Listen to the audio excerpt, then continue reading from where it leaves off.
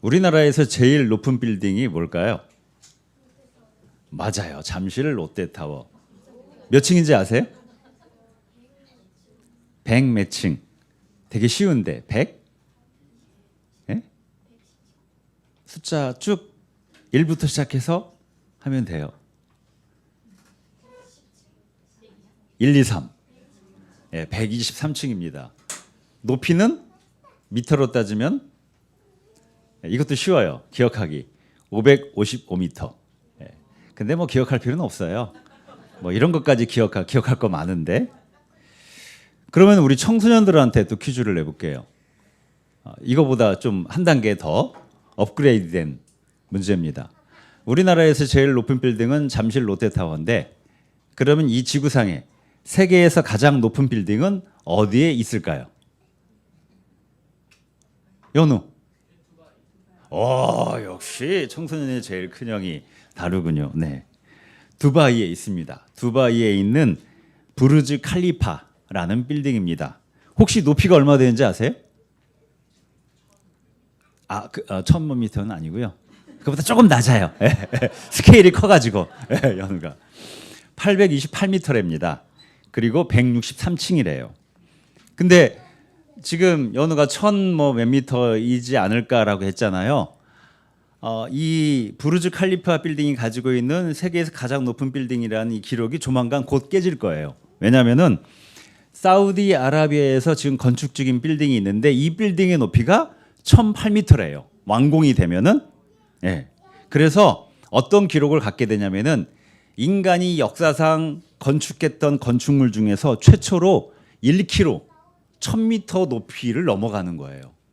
그런 건물이 지금 사우디아라비아에서 지어지고 있다고 합니다. 뭐 그다음에 또 뭐 어디선가 또 1km 넘는 막 그 건물도 짓겠죠. 요즘에 세계에서 가장 높은 빌딩 10위 안에 드는 것 중에 절반이 중국에 있대요.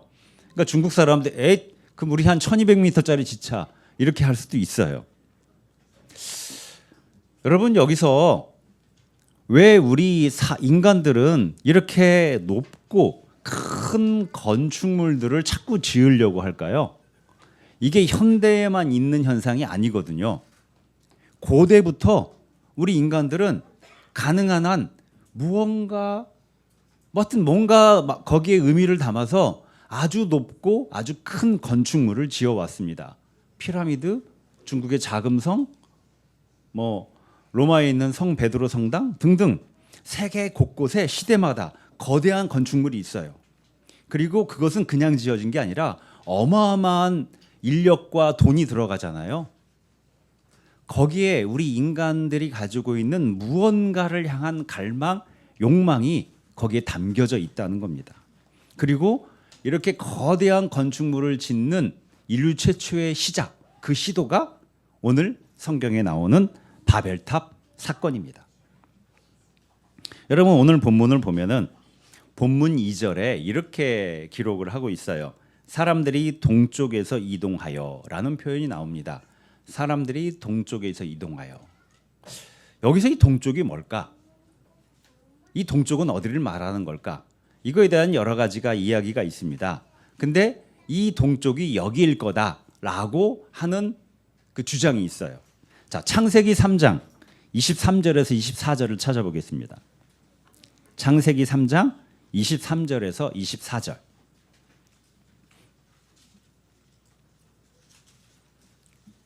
창세기 3장 23절에서 24절.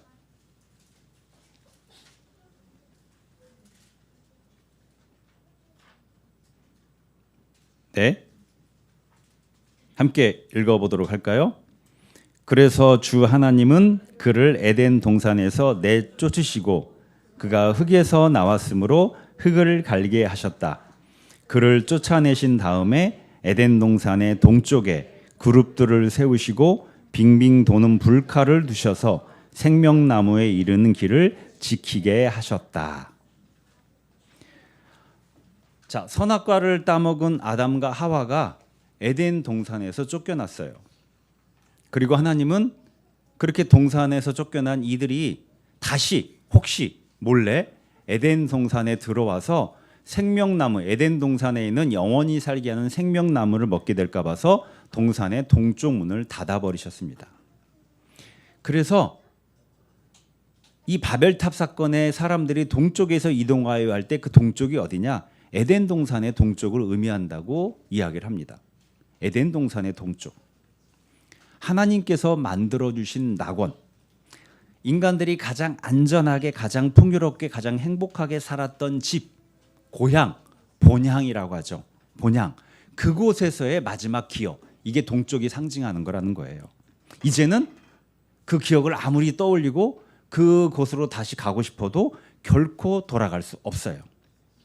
그래서 이 동쪽은 에덴 동산을 떠나야만 했던 우리 인간들의 인류의 근본적인 슬픔과 아픔을 의미하는 거다. 이렇게 이야기할 수 있다는 겁니다. 이 성경 속의 당시의 인류는 시간이 흐르면서 이 본향으로부터 계속 멀어져 갔어요. 계속 이동을 해나가면서 그러다가 이들이 도착한 땅이 시날 땅의 들판이었습니다. 시날이라 불리는 땅의 들판. 이곳은 어떤 곳이냐? 유프라테스 강하고 티그리스 강이 흐르는 물이 아주 풍부한 비옥한 땅이었습니다. 농사를 지으며 정착하기 좋은 땅이었죠. 그곳에 도착한 사람들이 그곳을 보니까 땅이 비옥해서 건물을 짓고 집을 짓고 농사를 지으며 정착하기 좋아 보였습니다. 그래서 먼저 살 집을 짓기 시작합니다. 거기에 흔하게 있는 게 진흙이었어요. 아주 품질이 좋은 진흙. 그 진흙을 가지고 벽돌을 만들어요. 벽돌 모양을 만들어서 불에 굽습니다. 여러분 지금도 벽돌을 불에 구워서 건축자재를 쓰는데 이 구운 벽돌이 아주 단단하고 튼튼한 좋은 건축 자재이죠. 뭐냐? 제대로 된 집을 지을 수 있게 되었다는 겁니다. 그렇게 해서 만든 벽돌을 하나하나 쌓아서 집을 짓습니다. 자, 벽돌을 쌓아요. 그냥 벽돌만 쌓으면은 이게 흔들리잖아요. 그래서 그 틈새를 뭘로 접착하고 마감하느냐? 역청을 사용해서 접착하고 막았다고 그랬어요. 이 역청이 뭐냐면은 아스팔트입니다. 석유에서 나온 아스팔트. 그 지역이 여러분 지금의 이라크 지역이거든요. 땅만 파도 석유가 막 나오는 지역이에요. 그래서 그 석유에서 나오는 부산물인 아스팔트를 활용해서 건축에 쓴 거죠. 그만큼 더 튼튼한 집들이 지어지는 겁니다. 그렇게 튼튼한 건물을 짓고 자신들이 안전하게 거주할 도시를 세워갔어요. 지금도 그 지역에 가면은 진흙으로 만들어서 구운 벽돌하고 역청, 이 유적들이 곳곳에서 발견된다고 그래요. 그 도시의 흔적이 있는 거죠. 여러분 에덴의 동쪽을 떠난 사람들이 정착할 만한 적절한 장소인 이 시날 땅을 만났을 때 거기는 아무것도 없는 허허 벌판이었어요. 거기서 사람들이 능력을 발휘해요. 재능을 발휘합니다. 힘을 모아요. 그래서 놀라운 무언가 결과물들을 만들어내기 시작했어요. 그게 뭐예요? 거대한 도시를 세워나간 거예요. 한번 생각을 해보세요. 아무것도 없는 허허 벌판에 도착해서 일단 임시 거처를 마련하고 진흙을 가지고 벽돌을 만들어 굽습니다. 그리고 집들을 건축물들을 지어나가기 시작해요. 하나둘씩. 그 과정이 어땠을 것 같아요? 매일매일 힘겨운 노동을 해야 됐어요. 건물을 짓고 성벽을 세우고 한편으로는 땅을 개간해서 농사 짓는 준비를 하고 실제로 농사도 해야 됐어요. 그만큼 어떻게 살았다는 거예요? 열심히 일을 했다는 겁니다. 탁월한 능력과 재능을 합심해서 최대한 발휘하면서 그렇게 하루하루 살아갔다는 거예요. 정말 열정적으로 새로운 삶에 대한 기대를 가지고 그 터전을 함께 살아갈 터전을 일구어 나갔던 거죠. 이렇게 에덴 동산을 떠났던 인류는 사람들은 힘을 합해서 자신들이 처한 환경을 개발하고 안전하고 풍요롭게 살아갈 수 있는 그들 나름대로의 문명을 만들어가기 시작했어요. 부지런하게 힘을 쏟았고 애썼고 열정적으로 일을 했고 그래서 마침내 놀라운 성과들이 나타나기 시작했습니다. 이제 가시적으로 건물들이 올라가고 도로가 만들어지고 성벽들이 세워지기 시작했어요. 여러분 그때 당시에 이 인류가 이렇게 열정적으로 아무것도 없는 허 벌판에서 이렇게 열정적으로 일을 하면서 이 도시 문명을 세워나갈 수 있었던 그 힘은, 그 에너지는 어디에서 나온 것일까? 이것에 대해서 칼 바르트라는 신학자가 있습니다. 20세기 최고의 신학자 중에 한 명이라는 분.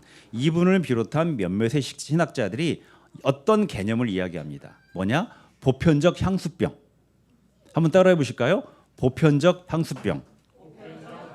예, 보편적 향수병이라는 개념을 이야기합니다. 에덴의 동쪽, 원래 있어야 되는 본질적인 고향을 떠나온 사람들이 그곳에 대한 깊고도 깊은 그리움을 가질 수밖에 없었다는 거예요.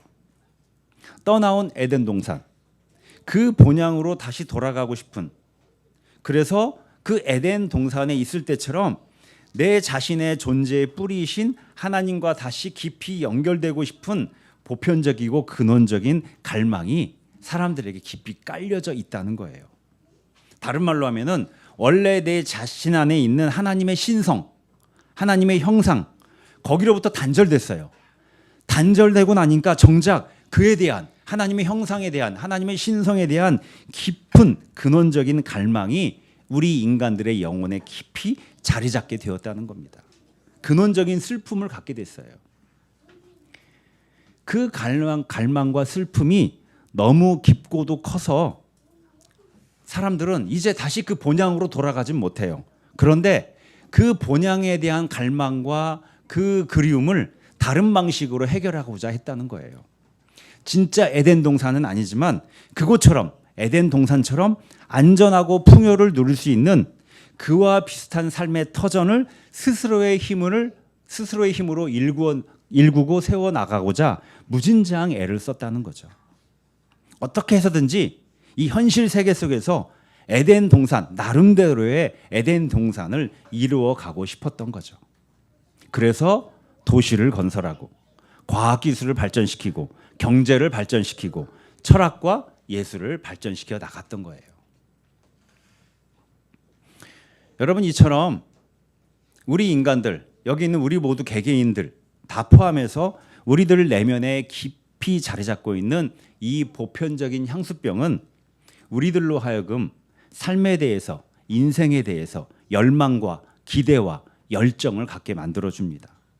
여러분 생각해 보세요. 우리 개개인도 개인적으로 할 수 있으면은 내가 매력적이고 재능이 넘치고 멋진 사람이 되고 싶고, 또 할 수 있는 한 보다 나은 경제적 풍요를 누리고 싶고, 또 할 수 있는 한 사회적으로 명예와 성공과 이것들을 성취하고 누리고 싶고, 그런 갈망들이 우리 안에 다 있잖아요. 예전에 여기 있는 어떤 분이 저한테, 목사님, 저는 유럽 중에 잘 사는 북유럽 나라 있잖아요. 그런 나라처럼 우리나라가 됐으면 좋겠습니다. 북유럽 나라에 잘 사는 나라에 국민으로 살아갔으면 좋겠고, 그 국민 중에서도 잘 사는 북유럽에 잘 사는 부자로 살고 싶어요 라는 이야기를 했어요. 여러분, 이게 우리 안에 있는 보편적인 우리 안의 갈망이잖아요. 이왕이면 그렇게 살고 싶죠. 수준 낮게 그렇게 천박한 부자가 아니라 수준 높은 북유럽에 그렇게 부유함과 풍요로움, 그 중에서도 더 많은 부유함과 풍요로움과 멋짐을 누리고 싶은 갈망, 이게 보편적 향수병이라는 근원적인 우리 안에 있는 갈망으로부터 나온다는 거죠. 그 갈망이 있어서 그래서 우리는 삶에 대해서 끊임없이 무언가를 하고 애쓰고 노력하며 살아갑니다. 여기 있는 우리들 중에 자신의 삶에 대해서 노력하지 않고 애쓰지 않은 사람은 아무도 없어요. 모두 다 나름대로 애쓰고 수고하고 노력하며 살아가고 있어요. 정진하며 살아가고 있죠. 여러분, 그런데 그럴 때 우리가 그렇게 이 보편적인 향수병이라는 근본적인 갈망 속에서 거기서 솟아나오는 삶에 대한 갈망과 에너지를 가지고 나름대로 삶을 정진하고 애쓰며 수고하며 살아갈 때, 그러면서 나름대로 성과를 이뤄내고 성취를 이뤄내가고 그렇게 살아갈 때, 그 과정에서 우리가 결코 해결되지 않는 심각한 한계를 또한 경험하게 된다는 거예요. 뭐냐? 내가 아무리 애쓰고 노력해도 내 안에 있는 이 보편적인 향수병이 결코 해소되지 않는다는 거죠. 무한이신 하나님에 대한 그리움을 인간이 만든 유한한 것으로 채우는 것, 분명한 한계를 가질 수밖에 없는 거죠. 여러분 이것을 불가항력적 한계라고 합니다. 불가항력적 한계. 또 다른 말로 불가항력적 슬픔이에요. 내 안에 있는 깊은 슬픔을 내가 뭔가 애쓰고 노력해서 해결하고 해소하고 싶은데 불가항력적이라는 거죠. 우리 영혼 속 깊은 곳에는 이 불가항력적 한계, 불가항력적 슬픔을 우리 모두 다 가지고 있다는 겁니다. 마치 뿌리가 없는 나무가 열심히 광합성을 해요. 나무가 뿌리가 없어요. 근데 열심히 광합성을 합니다. 여러분 어때요? 아무리 광합성을 열심히 해도 뿌리가 없는 나무는 결국 그 생명력의 한계를 가질 수밖에 없는 거죠. 그래서 그렇게 생명력의 한계를 가지고 있는 우리, 삶을 살아가면서 열심을 낼수록 부단히 정진하며 살아갈 수 있도록 부단히 정진하며 살아갈수록 깊이 경험하는 정서가 있어요. 우리의 내면에서 불안과 두려움과 공허와 결핍이에요. 언제나 무언가를 하는데 그래서 성취도 하고 나름대로 성공도 이뤄내는데 그런데 정작 내면에서는 불안과 두려움, 겉으로는 무언가 이뤄내는데 내 내면은 텅 빈 것 같은 공허함, 결핍이 지속적으로 경험된다는 거예요. 그래서 사람들은 어떻게 하느냐? 더 달려요. 계속해서 달립니다. 이게 채워질 때까지 무언가를 계속해요. 여러분 그러다 보면 어떤 문제가 또 생기느냐? 과잉, 과도함, 중독의 문제가 발생하기 시작합니다. 그래서 그렇게 달려서 지금 인류 역사에서 가장 빠른 속도로 살아가는 우리 21세기 현대인의 삶은 중독의 세상이에요. 여러분 200년 전에 우리의 선조들이 이 시대에 와서 우리와 똑같은 스케줄로 삶을 살아가면요. 한 달 만에 죽을 거래요. 모든 부분에서 우리는 중독돼 있어요. 다른 시대 사람들과 비교하면 과잉과 과도함의 삶을 살아가고 있죠. 너무 일을 많이 하고 취미도 너무 과도하게 하고 공부도 너무 과도하게 하고 생각도 너무 과도하게 하고 뭘 관람하고 보는 것도 너무 과도하게 하고 여러분 하루 일과 중에 여러분이 핸드폰을 붙잡고 있는 시간 유튜브를 보는 시간 생각해 보세요. 얼마나 우리가 과도함 속에 있는가. 바벨탑 사건이 이것을 적나라하게 드러내고 보여주고 있어요. 자, 힘을 합해서 튼튼한 안전하고 풍요로운 거처로서의 도시를 세워나갑니다. 근데 사람들은 단지 도시를 세우는 것으로는 만족할 수가 없었어요. 떠나온 본향에 대한 그들 안에 있는 갈망이 여전히 도시가 세워져 가는데 여전히 그들의 내면을 빈 것처럼 공허하게 만들었다는 거죠. 그래서 그들은 이렇게 말합니다. 자, 도시를 세우고 그 안에 탑을 쌓고서 탑 꼭대기가 어디에 닿게? 하늘에 닿게 하여서 우리의 이름을 날리고 온 땅 위에서 흩어지지 않게 하자. 단지 도시를 건설하는 것만으로는 지금 도시가 세워져 가고 있는데 그것만으로는 에덴 동산에 대한 갈망이 채워지지 않아요. 그래서 더 달려가죠. 다음 단계. 더 욕심을 내요. 더 큰 도시, 더 웅대한 곳. 그래서 높은 탑을 쌓으려고 합니다. 그 탑의 목표는 하늘에 닿는 거예요. 하늘. 여러분 이 하늘이 어떤 의미가 있을까요? 고대 사회에서 하늘은 하나님이 계신 곳이에요. 인간이 결코 도달할 수 없는 신의 영역, 하나님의 영역이 하늘이에요. 스스로의 힘으로 서로 우리가 힘을 합하면 우리가 능력을 발휘하면 우리가 하늘에 닿을 수 있어. 그러면 보편적 향수병도 채워지고 스스로의 힘으로 잃어버렸던 에덴 동산 낙원도 건설할 수 있을 것이라고 믿었다는 겁니다. 10의 에너지를 써서 이게 채워지지 않으면 더 노력하면 되지 20의 에너지를 써서 이루면 된다는 거예요. 어떻게 해서든 스스로의 재능과 힘과 능력으로 이 근원적인 갈망과 결핍이 해소되고 채워질 것이라고 그렇게 기대하고 그렇게 믿었다는 거죠. 여러분 그래서 결과가 어떻게 됐어요? 어떻게 됐습니까? 성경은 하나님께서 사람들이 그렇게 하는 걸 보고 안 되겠다 해가지고 그들의 말을 뒤섞어 버렸다고 했죠. 그래서 갑자기 서로의 말을 못 알아듣게 됐어요. 더 이상 공사가 진행이 안 됩니다. 말이 서로 안 통하니까. 그래서 공사가 스톱됐어요. 9절에서 이렇게 기록하고 있죠. 주님께서 거기에서 온 세상의 말을 뒤섞으셨다고 하여 사람들은 그곳의 이름을 바벨이라고 한다. 주님께서 거기에서 사람들을 온 땅에 흩으셨다. 결국은 도시를 완결하지 못하고 탑을 완공시키지 못하고 사람들이 나뉘어졌습니다. 그리고 각자가 거처할 새로운 땅을 찾아서 떠나게 돼요. 여러분, 저는 이 본문을 이렇게 해석해 보면 어떨까 싶어요. 일단 창세기에 기록된 이 기록은 그 사건이 실제로 일어났다면 일어난 뒤에 한참 뒤에 후대의 그 사건에 대한 고백의 기록이라는 거죠. 그러니까 지나고 보니까 하나님께서 인간들이 스스로 하나님처럼 되려고 욕심을 부릴 때 이게 반드시 어떤 큰 비극을 초래하게 될 텐데 하나님이 그걸 너무도 잘 아시기 때문에 그 인간들을 보호하시고자 하는 하나님께서 미리 그걸 다 막으신 거다. 하나님의 섭리로 인간들을 보호하시는 하나님의 인도하심이었다라고 역사가 흐른 다음에 후손들이 이렇게 고백을 했다는 겁니다. 근데 이것을 그때 당시에 그 상황으로 들어가서 보면은 이렇게 상상해 볼 수 있어요. 자, 거대한 건축물을 짓는 일은 어때요? 한두 명이 할 수 있는 게 아니죠. 수천 명, 수만 명의 많은 대규모의 인력이 동원돼야만 가능한 일입니다. 또 그 수천 명, 수만 명의 인력들이 막 오합지졸처럼 달라붙어 가지고 야, 일하자, 세워보자 한다고 되는 게 아니에요. 어떻게 일해야 돼요? 조직적으로 일을 해야 됩니다. 팀을 나눠서 조직적으로 역할과 구역을 나누고 영역을 나누어서 체계적으로 시스템적으로 작업을 해야지 그 거대한 건축물을 지어나갈 수 있어요. 또 그때 당시에는 손으로 다 했잖아요. 그러니까 건축에 소요되는 시간도 무척 오래 걸렸죠. 실제로 유럽에 있는 그 성당들이나 이런 거 보면은 몇백 년씩 걸려가지고 건축을 하잖아요. 이 도시를 세우고 탑을 건축하는데 수십 년, 아니 수백 년이 걸릴 수도 있었을 거예요.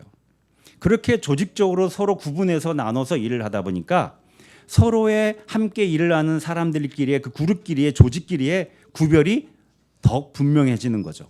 그리고 하루 일과의 생활도 조직, 같이 일하는 사람들과 일을 하다 보니까 의사소통도 거기서 하게 되고 그들 나름대로 미장이는 미장이의 언어가 생기고 목수는 목수의 언어가 생기고 이런 식으로 구별과 구분이 일어나게 되었다는 거예요. 조직이 구분되고 조직이 구별되고 그런 일이 벌어질 수 있게 되었다는 겁니다. 거기다가 결정적인 것은 그 조직별로 일의 성과가 차이 나기 시작했다는 거예요. 어떤 조직은 성과를 100을 내는데 어떤 조직은 50밖에 못 내요. 벽돌을 구우는 팀들이 벽돌을 구워다 갖다 줬는데 벽돌을 쌓는 팀들이 벽돌이 이렇게 쌓이는데도 벽돌을 잘 못 쌓아요. 성과가 안 나는 거죠. 전체적으로 일의 진행에 문제가 생깁니다. 여러분, 이러면 무슨 일이 생길까요?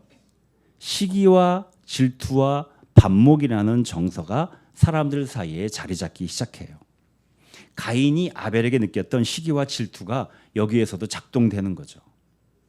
비교되기 시작해요, 서로가. 조직별로.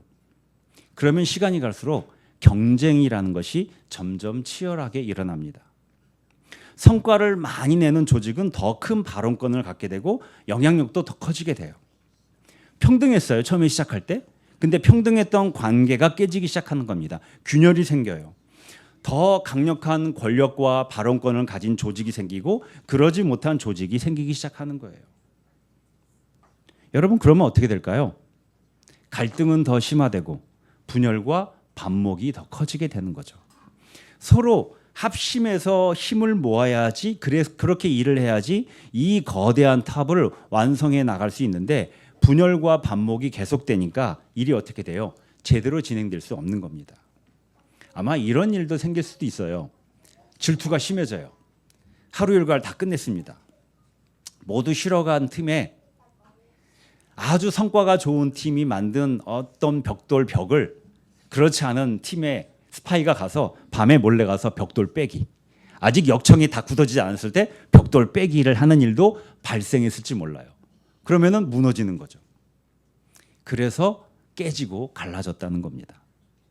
언어가 달라졌다는 표현은 사람들이 이렇게 분열되고 갈라졌다. 전체 공동체가 깨졌다라는 것을 의미한다고 말할 수 있다는 거죠.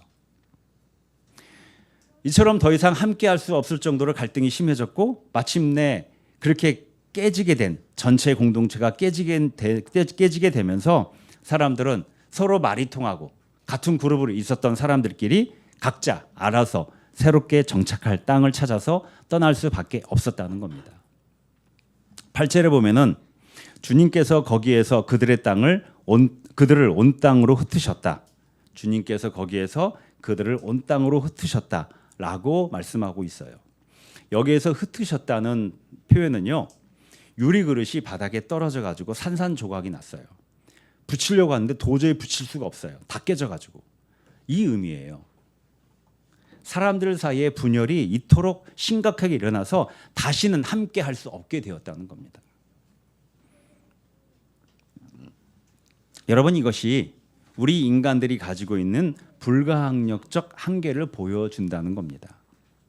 우리 인간들이 아무리 과학기술이 발달하고 문명이 발달하고 풍요가 넘쳐도 우리의 노력만으로는 우리 안에 있는 보편적인 향수병과 그로 인한 불안과 두려움과 공허와 결핍을 해결하지 못하는 겁니다. 오히려 스스로의 힘으로 그것을 해결하려고 하면 할수록 더 큰 문제를 만들어낼 수 있다는 거예요. 우리의 역사가 이것을 그대로 보여주고 있어요.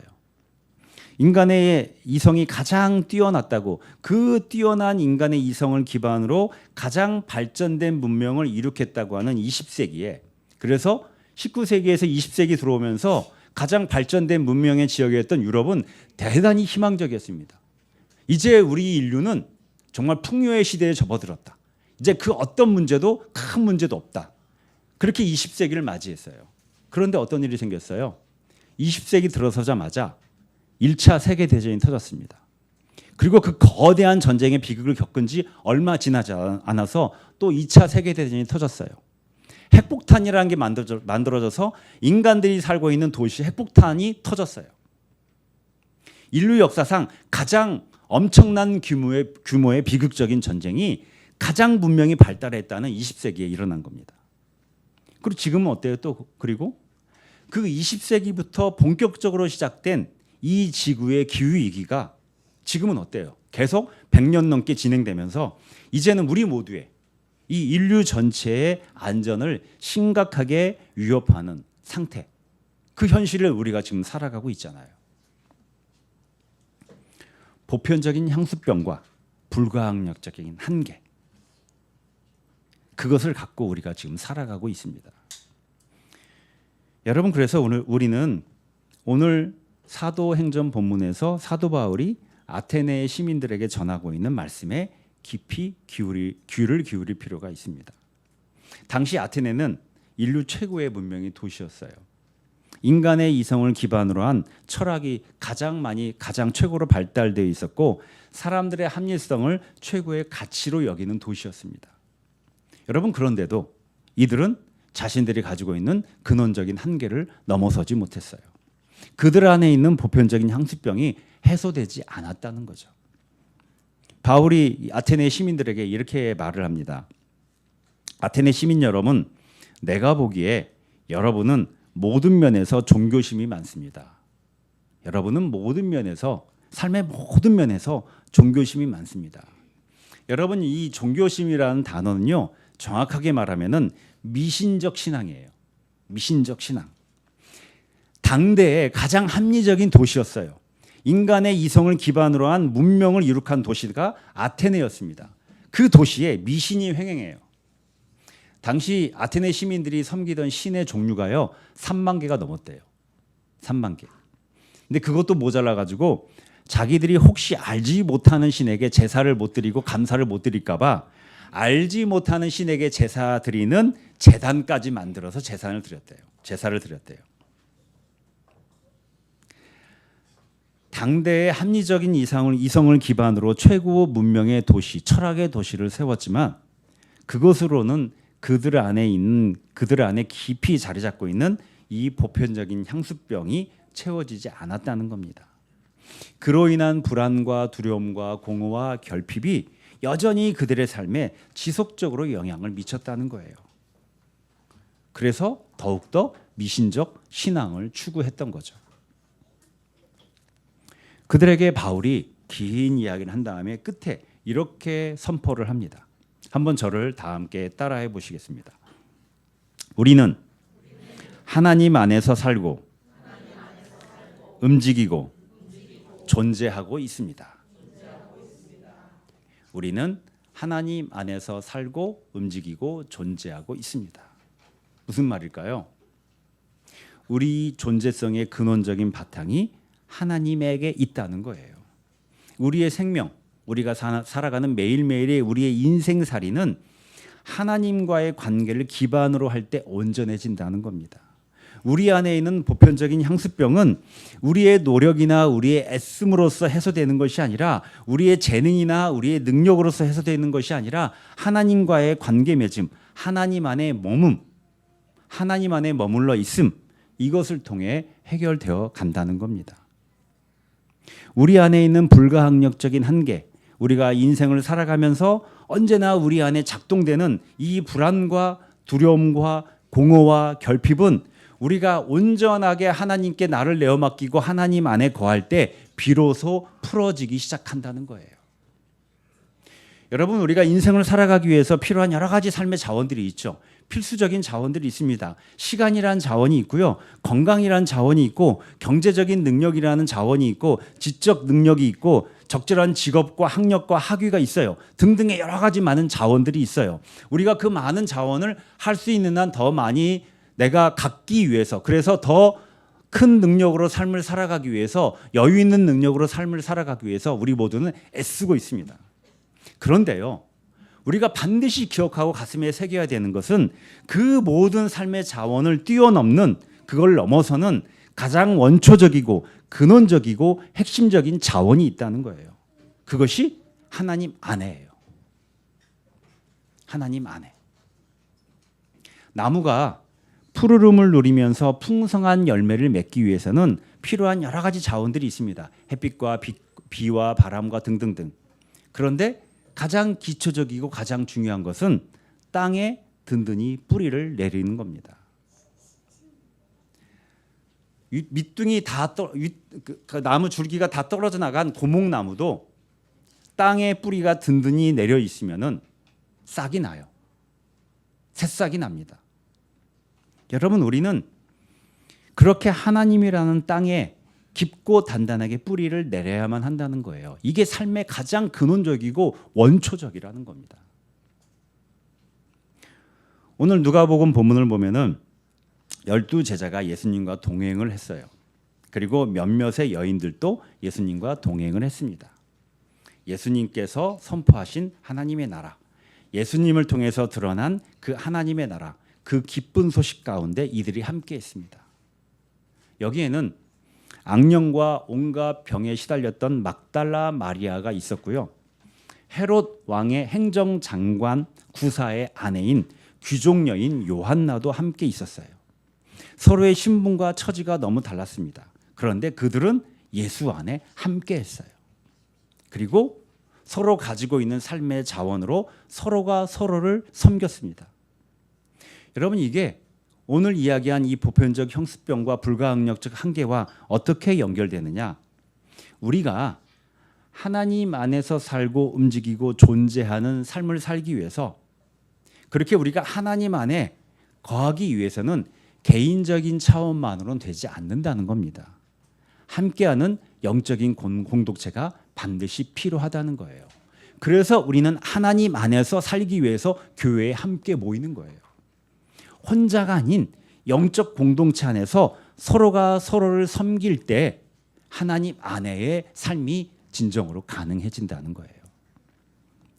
제가 개인적으로 무척 좋아하는 영화 감독이 있습니다. 저는 사실 뭐 인생의 책, 인생의 영화, 인생의 영화 감독, 인생의 가수 이런 거 없거든요.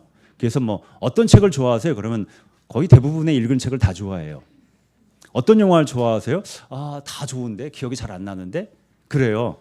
근데 그런데도 제 기질이 그런데도 그 가운데 무척 좋아하는 영화 감독이 한 명 있습니다. 한국 사람은 아니에요. 영국 분입니다.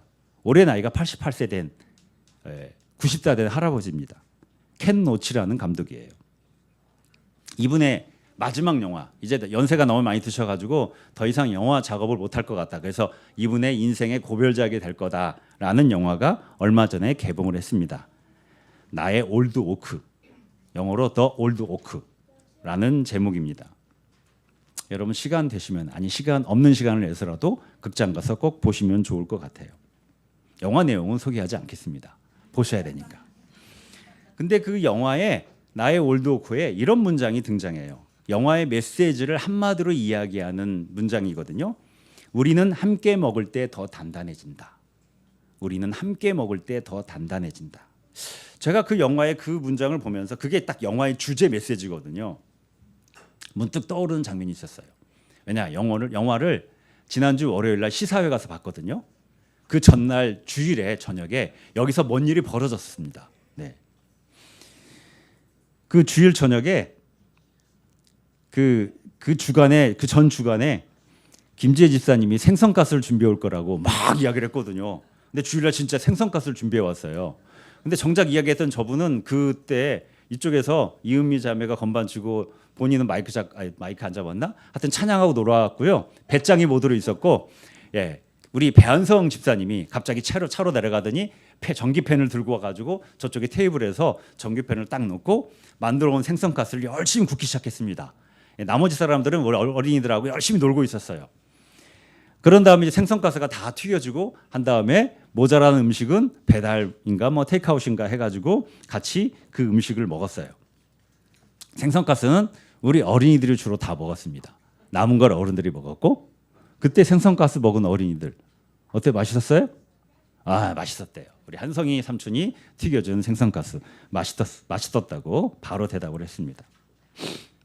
여러분, 근데 주일 저녁에 이 함께 식사하는 게 벌써 몇 개월째 계속되고 있어요. 아마 모르는 분도 있을지 모릅니다. 소그룹 다 끝나고 청소 다 끝나고 안 가고 남는 사람들이 있어요. 이게 주일날 저녁이면 이제 월요일이 시작되잖아요. 이제 곧. 그럼 빨리 가서 이제 쉬었다가 월요일 이제 출근해야지 그럴 텐데 안 가요. 그 몇 개월째 매주마다. 예. 주로 이제 우리 어린이들이 있는 가족들이 그래요. 안 가고 같이 밥을 먹고 있다 보면 9시 넘어서 갑니다. 그리고 우리 어린이들은 계속 안 가려고 합니다. 더 놀다 가겠다고. 그 아이들 달래가지고 이제는 집에 가야 돼. 더 늦으면 안 돼. 그래서 그게 몇 개월째 진행되니까요. 여러분 저 뒤에 보면은 젓가락 수저 세트가 구비되어 있습니다. 일회용품을 계속 쓰니까 이제 그만하자 해가지고 아예 젓가락, 숟가락을 사다 놨어요. 전기밥통도 갖다 놓자는 이야기가 나왔습니다. 예. 반찬은 모르겠는데 밥통을 갖다 놓고 밥은 해 먹자. 뭐 이런 이야기까지 나왔어요. 이러다가 여기 주방이 생길지도 모르겠어요. 주방 때문에 빨리 옮겨가자 딴 데로, 이런 말이 나올 수도 있을 것 같아요. 여러분, 저는 이 영화 월요일 날 보면서 이 장면이 떠올랐습니다. 그리고 몇 개월째 함께 주일 저녁에 했던 그 시간을 통해서 뭔가 우리가 더 단단해져 가고 있다라는 마음이 올라왔어요. 여러분, 주일 저녁에 그 몇 개월째 함께하는 그 시간을 목사들이 하라고 한 거 아니에요. 누가 제발 좀 하자 한 것도 아니에요. 제발 부탁인데 나랑 밥 좀 먹어줘, 이것도 아니었어요. 그냥 서로가 좋아서, 그리고 누구랄 것도 없이 서로가 서로를 향한 섬김을 가지고 그렇게 기꺼이 이루어졌어요. 그렇기 때문에 이게 가능했고 자꾸 이게 더 나가게 되는 거죠. 네, 궁금하신 분들은 남아서 보시면은 참여할 수 있습니다. 여러분, 우리는 이렇게 서로 섬기는 관계가 되어야 된다는 거예요. 그럴수록 서로에 대한 섬김이 자발적으로 기꺼이 이루어질수록 우리가 더 단단해진다는 겁니다. 그런데 여기에 우리가 교회잖아요. 아주 중요한 먹을거리가 반드시 있어야 돼요. 아주 중요한 먹을거리가 반드시 있어야 됩니다. 마음의 먹을거리, 영혼의 먹을거리를 서로 먹이고 그것을 위해서 서로 섬길 수 있어야 돼요. 우리가 더욱더 하나님 안에 있을수록, 그렇게 하나님 안에 살고 하나님 안에 움직이고 하나님 안에 존재할 수 있도록 바로 이것이 하나님 안에 살고 하나님 안에 움직이고 하나님의 존재하는 것이 우리 인생의 가장 근본이고 핵심이고 기초라는 것을, 터전이라는 것을, 바탕이라는 것을 서로 확인시켜주고 서로 격려하는, 그렇게 영적인 먹을거리로 서로를 섬기는 공동체이어야 한다는 겁니다. 그럴 때 우리는 우리가 인생에서 아무리 노력하고 애써도 어찌하기 힘든 이 보편적인 향수병에서 벗어나서, 불가항력적인 한계에서 벗어나서 더욱더 단단해져 갈 겁니다. 새해가 벌써 20일이 지났어요. 오늘이 21일입니다. 여러분, 새해 들어서 여러분의 삶이 어떤가요? 하는 일이 잘 되고 계세요? 새 마음으로 열정적으로 하루를 살아가고 있다, 그렇게 말할 수 있으세요? 그러면 너무 좋죠. 너무 좋습니다. 그런데 바로 그것이, 그 잘됨이 여러분의 바벨탑이 되지 않도록 무엇보다 하나님 안에 머물기를 함께 힘쓰고 애쓰고 섬길 수 있기를 바랍니다. 반면에 새해 들었는데 일이 잘 풀리지 않고 있는 사람도 있을 수 있어요. 실패와 근심 가운데 새해를 맞이한 분도 있을 겁니다. 그리고 그것을 해결하기 위해서 고민하고 모색하고 애쓰고 있는 분도 있을 거예요. 그 한계를 넘어서기 위해서 하나님 안에 머무는 시간이 하루의 삶의 우선순위가 될 수 있어야 됩니다. 왜? 그것이 우리의 진정한 삶의 능력이기 때문에. 바로 그 부분을 서로가 격려하고 서로 섬기는 공동체이어야 한다는 겁니다. 그렇게 하나님 안에 살고 움직이고 존재하는 우리의 영적 연대가 더욱더 굳건해지길 바랍니다. 혼자가 아닌 함께 서로가 서로에게 영적인 먹을거리를 먹여주는 진정한 영적 연대가 굳건하게 이루어지는 우리 공동체가 되기를 바랍니다. 여러분, 그럴 때 우리 안에 불가항력적인 한계를 넘어서서 하나님 나라의 기쁜 소식 가운데 우리가 살아가게 될 겁니다. 그리고 그만큼 우리는 서로 함께, 나 혼자만이 아니라 함께 더욱더 단단해져 갈 겁니다. 기도하겠습니다.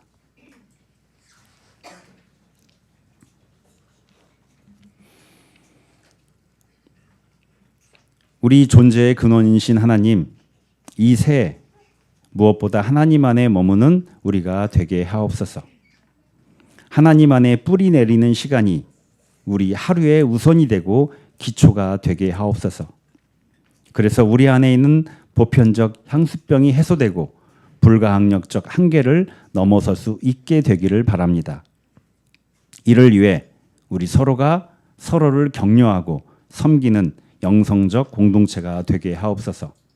서로에게 영적 양식을 먹여주고 또 영적 양식을 함께 먹는 공동체가 더욱 되어가길 바랍니다. 그래서 우리 모두가 하나님 안에서 더욱 단단해져 가기를 바랍니다.